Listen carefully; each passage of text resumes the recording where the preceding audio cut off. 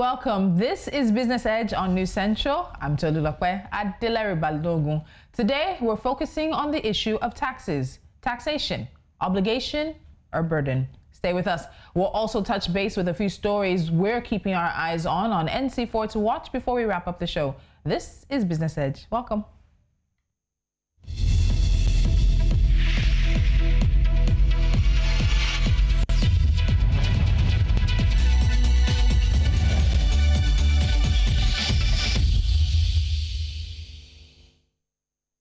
Now, tax across Africa has become a major source of revenue, now more than ever. This had led to governments and citizens paying more attention to what is being taxed by the government. For example, in Nigeria, there is the withholding tax regulations. The WHT regulations provide that all types of contracts and agency arrangements other than sales in the ordinary course of business are subject to WHT at 5%. This means that sales in the ordinary course of business would not be subject to WHT. However, WHT regulations do not define what amounts to sales in the ordinary course of business. Interestingly, Nigeria's Federal Inland Revenue Service puts pressure on taxpayers to deduct WHT on all payments, whether or not they are in respect of sales in the ordinary course of business. This imposes a practical burden on low-margin businesses like trade and manufacturing. Now, to avoid assessments and penalties from the FIRS, businesses that make such purchases tend to impose WHT on such payments, practically leading to higher costs for the consumer. Another point of note is that governments in Nigeria, Kenya, and South Africa have also put in place tax relief, although these vary in their length and coverage, and they were all done during the lockdown to ease the effects of the coronavirus on citizens. And of course, we know that this is something that has happened across the world. Now, joining me on the show is a partner at PriceWaterhouseCoopers, Kenneth Erikume, and of course, we also have corporate lawyer Dara Lanlehin to join us on this conversation on taxation. Kenneth and Dara, thank you so much for joining me. Nice to be here. All right. So I know I said a lot of things that are probably lingo for people in the industry, but not lingo for probably our viewer out there in the ordinary Nigerian, South African, and Kenyan who is vested in knowing where their taxes go. So let's start with the withholding tax regulations. Kenneth, can you tell us a bit more about sales in the ordinary course of business, how they're not subject to withholding tax? What does that mean exactly? Right. So unlike other countries in Nigeria, we have withholding tax applying to a lot of transactions. So many other countries don't apply withholding tax on many transactions. Some countries limit it to what we call passive income, which is sort of investment income. So income from dividends, from interest or royalties. But Nigeria is unique in that, and I think a few other African countries, because of the complexity around collection of taxes, have a withholding tax, which is an advance payment of the corporate income tax.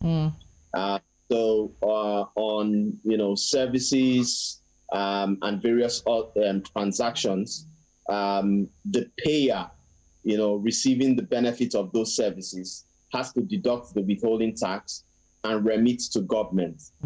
Then what happens is that the person who suffered the withholding tax will get a credit note.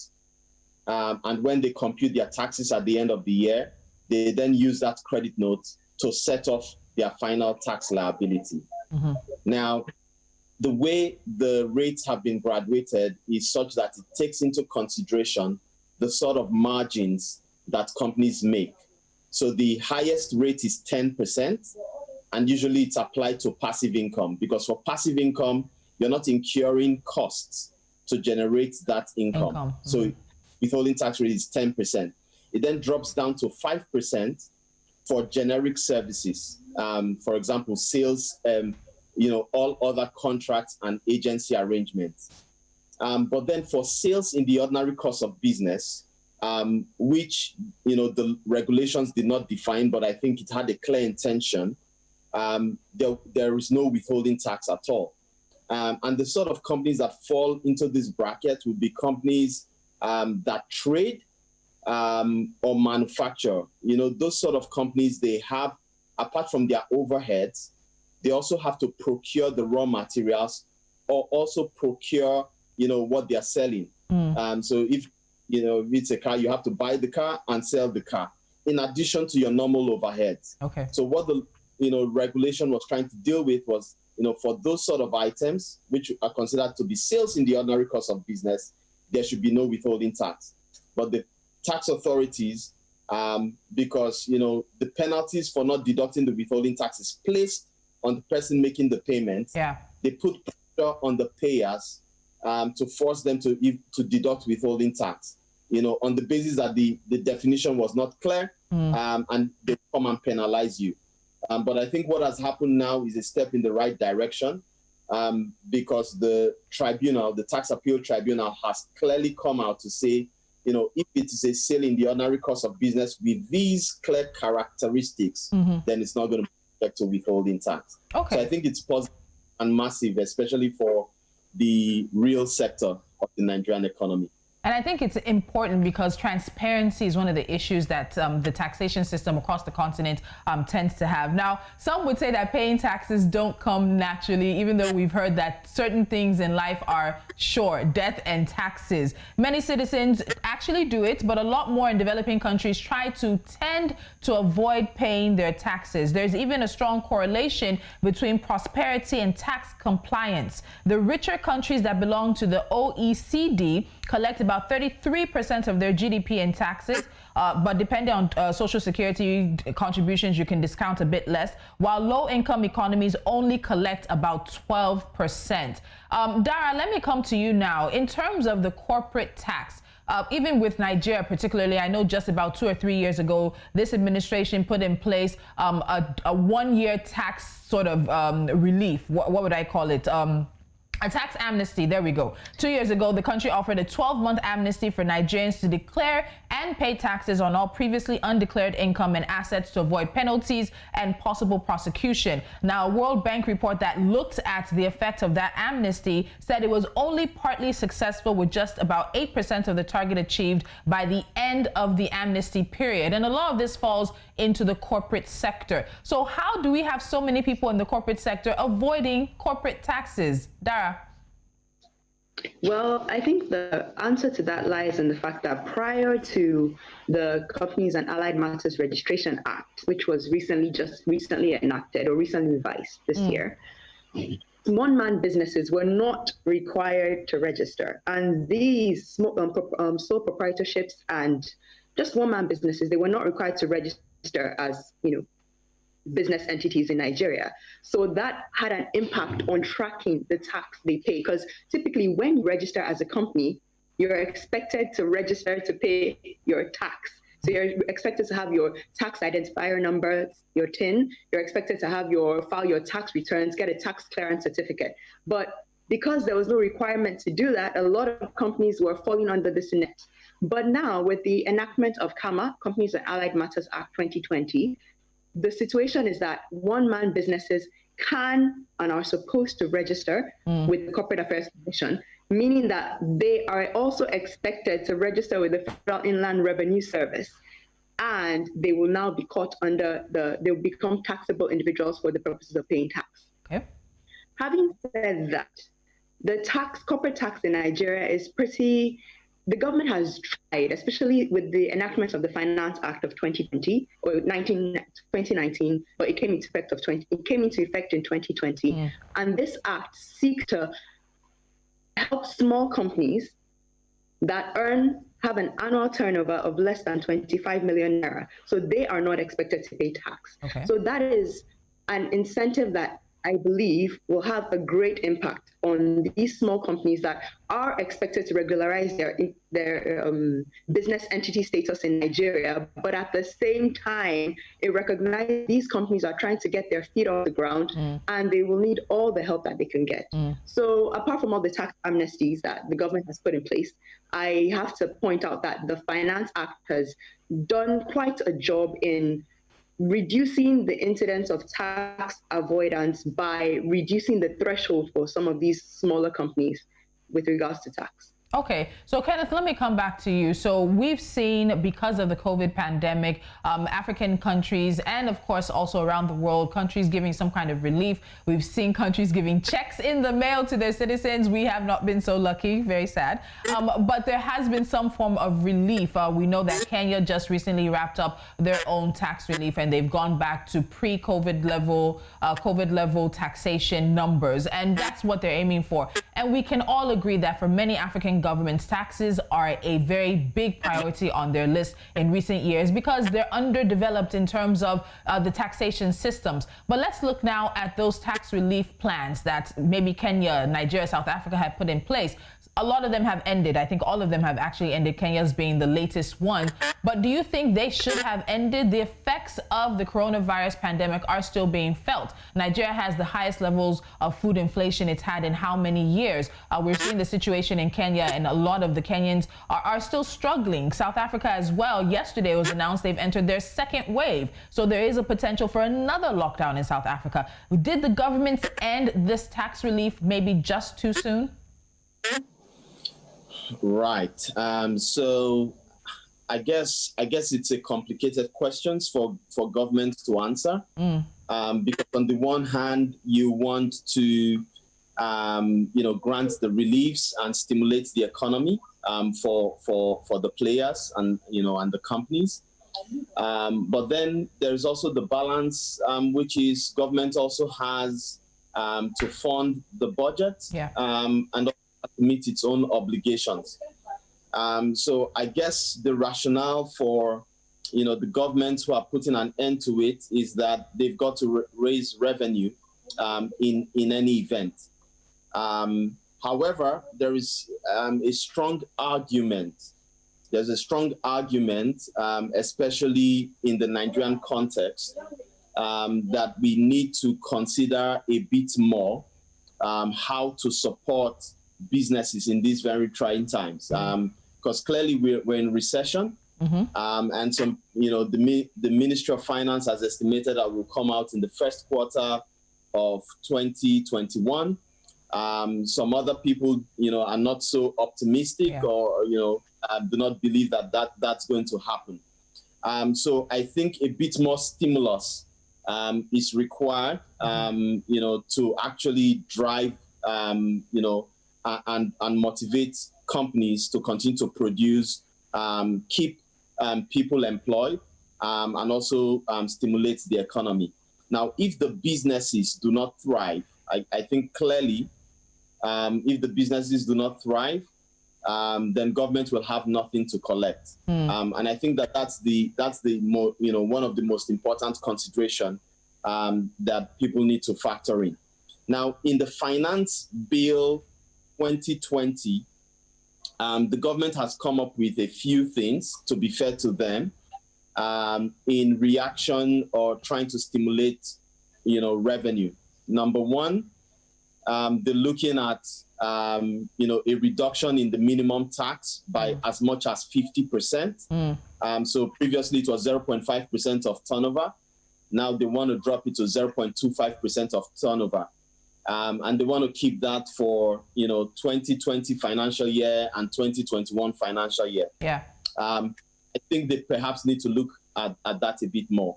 They've also come up with a clarity around if you're making donations for COVID-19 or in reaction to a natural disaster or any form of exigencies, that you get a deduction for those donations.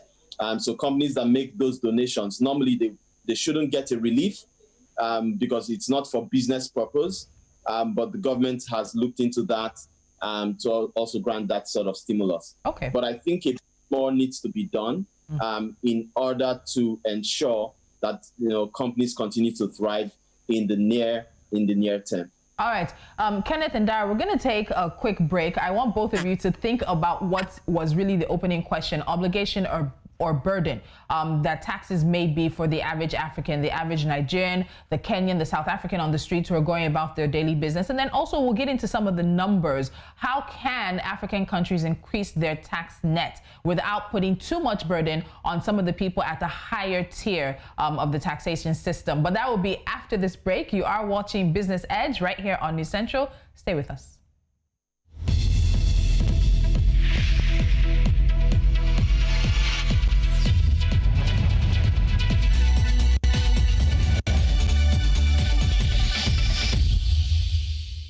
This is Business Edge on News Central. My guests are still with me, and we are talking about taxation, obligation, or burden. So let's get into that question. So just a few numbers for you, looking primarily at Kenya, South Africa, and Nigeria. In 2018, 19 million Nigerians paid into federal or state coffers, according to government data. A World Bank report in that year put the country's economically active population at 65 million. So even with rising numbers of taxpayers in recent years, that's still less than 30% of those who can pay tax in Nigeria actually paying tax. Now, moving from Nigeria, looking at Kenya, we're using this in sort of the voting population. 2.5 million registered taxpayers out of 19 million registered voters. That translates to about 13.2%. This means that less than about 15% of registered voters in Kenya pay income tax.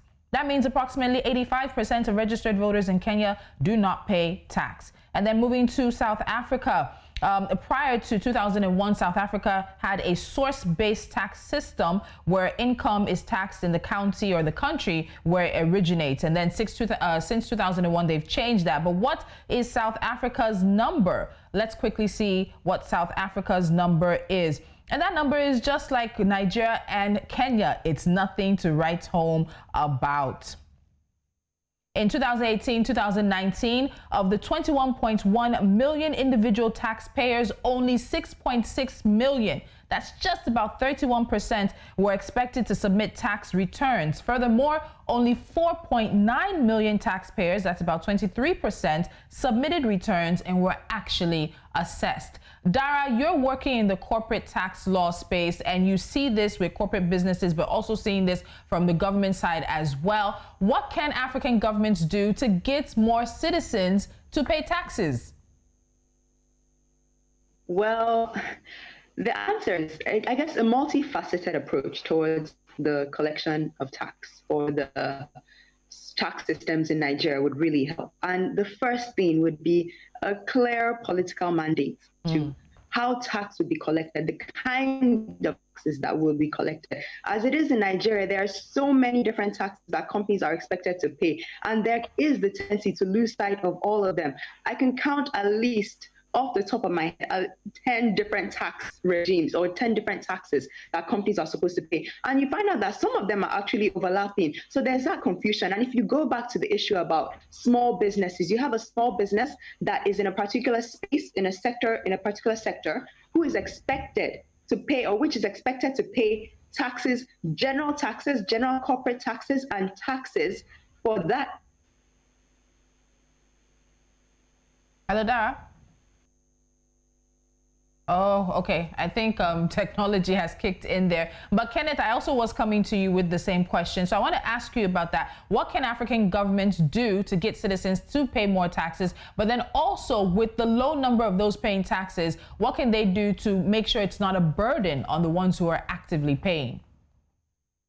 Okay, yeah. So I'll pick up on that question because there are a number of factors giving rise to the data which you read out. If I analyze the countries which you mentioned, South Africa, their tax to GDP ratio is about 28%. And then you come to Kenya, the tax to GDP ratio is about 18%. And then you come to Nigeria, the tax to GDP ratio is it's less than 8%, right? And there are many factors for this. One of it is, the sophistication of the tax administration machinery, the ability and the capacity of the tax authority to actually carry out their functions of assessing and collecting taxes. In Nigeria, it's a bit, there's a bit of a problem with the structure, and this is coming from, the Constitution. The way we're structured is that the federal taxes are collected by the FRS, and there are some taxes that the states collect and the local governments collect. The way we have structured it is that the most difficult type of tax to collect is collected by the weaker machinery, which is the states, and that is the personal income tax. However, the easier one to collect is now given to the stronger tax authority to collect, the federal government, and that is the company's income tax and the VAT. And those ones are easy. You would agree with me that it is much more difficult to identify individuals, to go after individuals and collect taxes. And that is that is one of the big differences between Nigeria and South Africa. Because when you look at South Africa, the amounts they collect from personal income tax, which is the taxes from individuals, is a significant portion of the amount which they record as revenue. Okay. Now, apart from the infrastructure for collecting taxes, there is also, what my colleague was speaking about, which is, the ease of paying taxes and the motivation to pay taxes. So have we done enough as a country to ensure that, from a moral perspective, people are looking forward? I mean, nobody's ever, happy to pay taxes because you have to, dip into your pocket. But are we at that point where we, citizens know that their contribution to taxes would work for them? Yeah. As well as, is it easy? Because we're talking about multiplicity of taxes, different agencies, companies paying more than 10 taxes. There was a time we did an enumeration in PwC looking at, taxes paid in the manufacturing sector. And we identified that, some companies pay as much as 60 taxes, different taxes, wow, whether it is home or corporate tax or individual taxes or its storage or its business premises, all sorts of taxes. Now, what you will see in the more sophisticated economies is that they harmonize many of those taxes. And then they also make it easy in this era of digitization, where you can actually sit in the comfort of your home, pay your taxes, and get your tax clearance certificate. In Nigeria, for example, you pay your taxes, unfortunately, getting the tax clearance certificate. I apologize. We're running out of time. And I also want Dara to come in here as well, because before we lost her, she had mentioned the fact there are situations where people are paying taxes that overlap. So obviously there's an issue of potential or obviously very real double taxation happening in Nigeria. Dara, what do you want to add to that very quickly? Unfortunately, time is not with us. Okay, I'll just add that if Nigeria needs better systems of collecting data. Data would be so instrumental in helping harmonize the various incidences of tax. Companies operate in various sectors, and some of these companies are small companies, and then they have multiple taxes to pay. And the process of filing these tax returns are not coherent and cohesive. So that leads to the confusion. So all the government needs is to create an enabling environment at all states, both in consideration of its workforce, in consideration of bringing across these policies to the taxpayers so that they can understand what they are paying for, why they are paying for it, and how to pay for it. And I think the best way to do this, and one of the key ways to do this, is data collection. If you have an idea of what is happening through data, then you can make more informed choices about how to structure the tax system in Nigeria.